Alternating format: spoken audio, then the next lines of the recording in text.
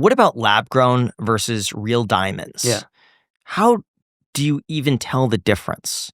For most people, is it never just worth it to get real diamonds? Just go lab-grown? No, I mean, lab grown again is gonna be.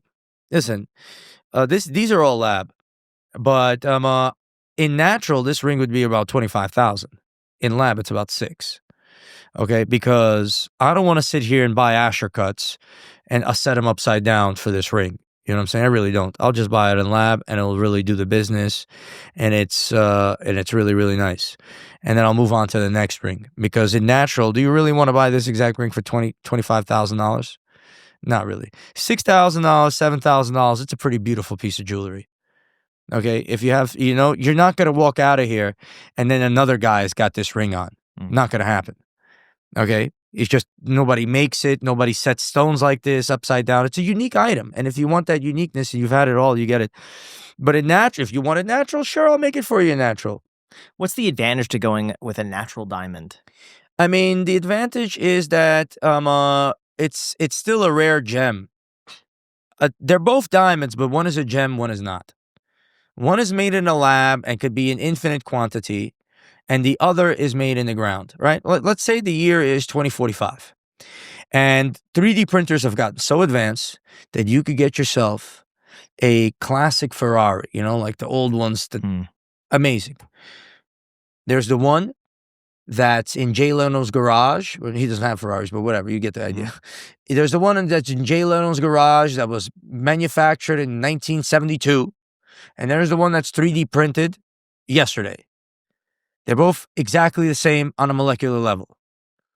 But the one that was built by Ferrari in 1972 has something more than the 3D printed one. Yeah, but let's say you don't have any of the documents that go along with it. How do you tell if you have two diamonds side by side? One's real, one's lab grown. It's becoming harder to tell, but natural diamonds have a little nitrogen inside of them and other elements that are not present in the lab diamonds.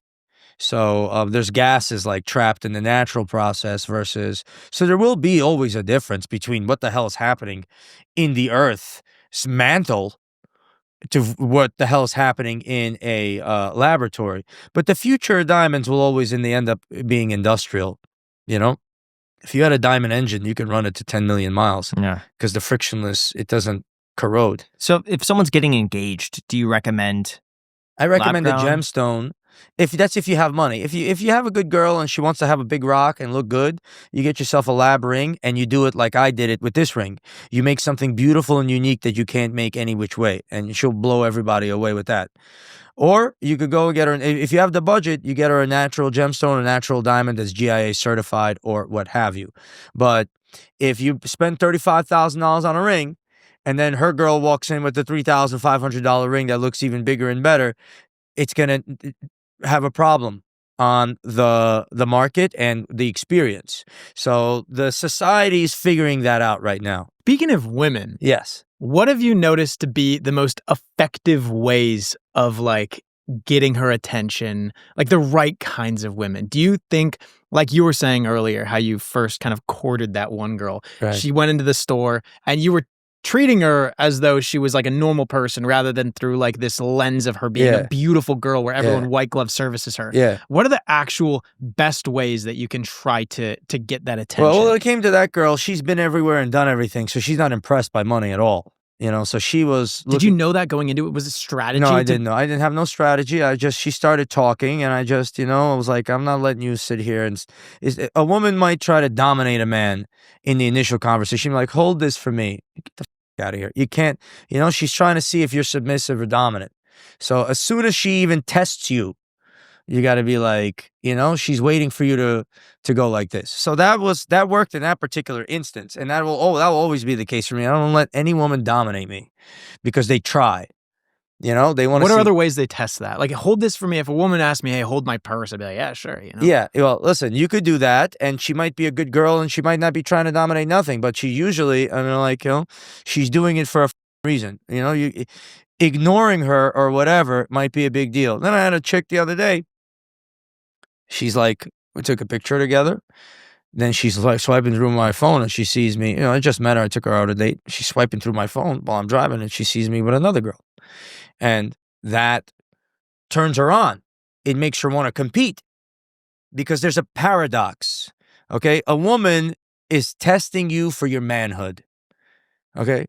That's what she is. That's what the whole point of a woman is. It's like, you're coming too close, I'm going to, or you're standing too far, I'm going to do this.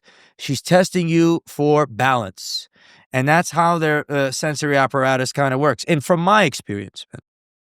So, for when it comes to, it's a game, you know what I'm saying? Like, you do this too much, she's gonna be like, oh, this guy's doing that. You do that too little, oh, this guy's doing this. You have to find the balance of being, not holding her, but then opening up the door for her, but then doing this, but not doing that, but then that, not doing this. And eventually she gets swooned, and with enough time, and then she's like, that's the courting, process. Sounds like a lot of work, like a lot of thought. Like you can't just Because a woman doesn't gonna want to go, oh yeah, you got this. Well, here you go. You know what I'm saying? She don't want to do that. Then and then the baby comes out and there's a problem and you're like, oh, I don't know what to do. You know what I'm saying? It's genetic. The ones that, if you're the women that chose the wrong guy, their line was done. They want the guy that's not too aggressive, but not too this, not too that, but not too this. And you have to, as a young man, I didn't know this, if you're a practical thinker, you're going to have a problem because it's not a practical thing. It's a completely different style of thinking. Take a look at Jeff Bezos.